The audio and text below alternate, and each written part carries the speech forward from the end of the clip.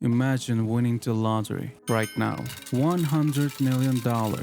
You think, I will be happy forever. now imagine getting into a car accident today and becoming paralyzed from the waist down. You think, My life is over. I will never smile again. both of those thoughts are scientifically Wrong. in 1978. Scientists tracked down 22 lottery winners and 29 paralyzed accident victims. What they found shattered our understandings of the human mind.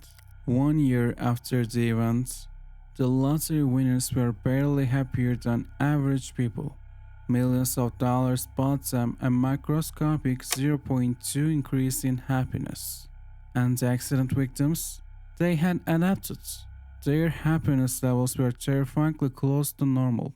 Welcome to the hedonic treadmill, a biological prison that ensures no matter how fast you run, no matter how much you achieve, you will always end up right back where you started.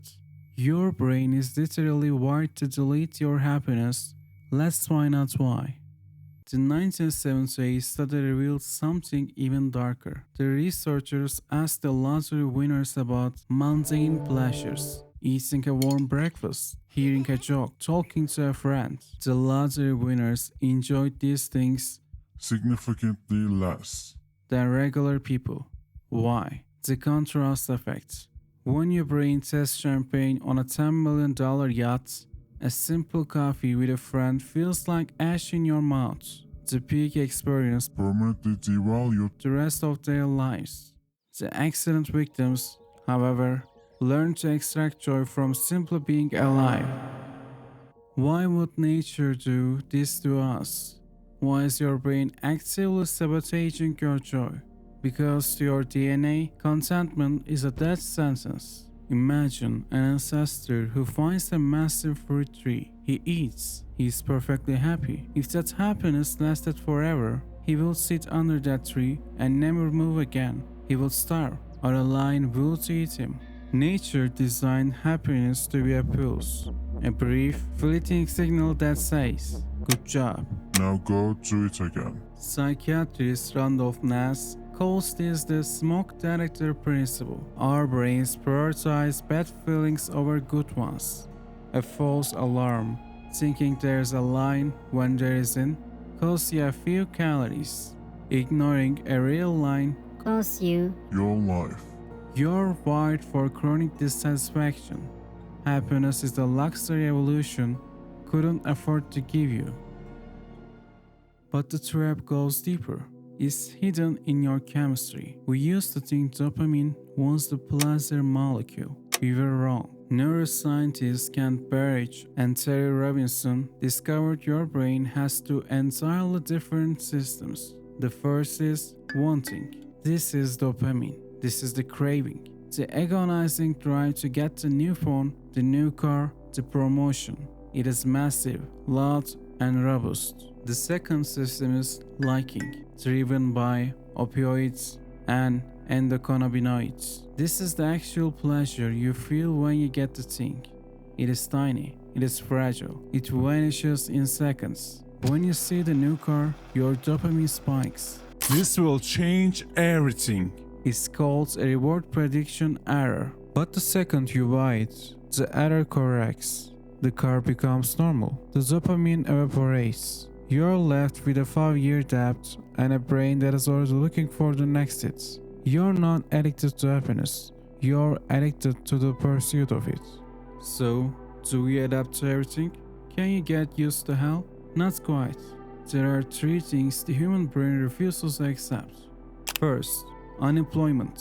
Studies show losing your job leaves a permanent psychological scar. Even after finding a new job, the baseline of happiness rarely fully recovers. Second, chronic noise and pain.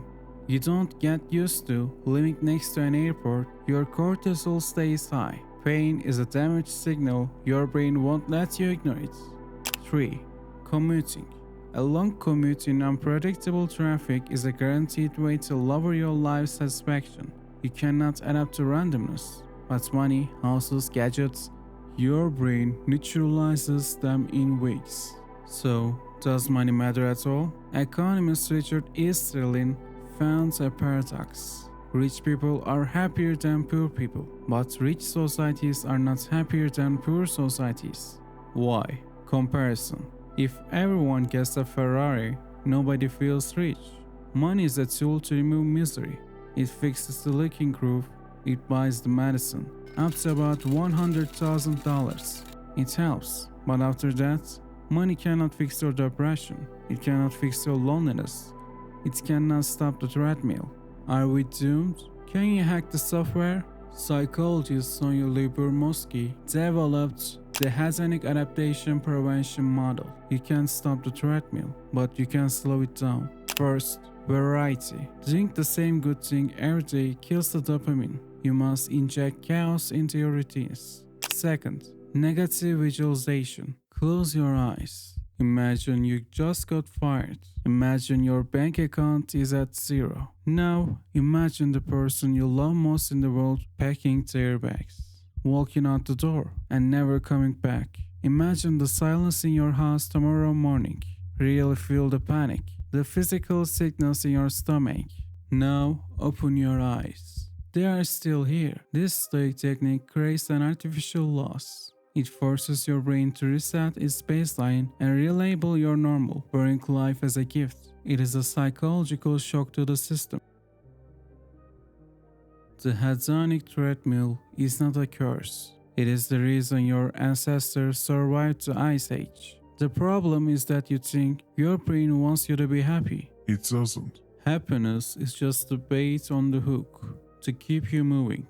You will always return to your baseline. You will always feel that creeping emptiness return. But if you think this treadmill is only ruining your bank accounts, you're missing the most terrifying part. Because this exact same biological glitch, the one that makes you bored of a new car, the one that makes your dopamine crash, is doing the exact same thing to your relationships. In the next video, we are going to dissect exactly why the honeymoon phase always dies, why you secretly sabotage the people who care about you, and why, mathematically, you can't find love, and why it's not your fault. Subscribe and turn on the notifications, because when that video drops, you're going to understand exactly why you're still alone. I'll see you in the dark.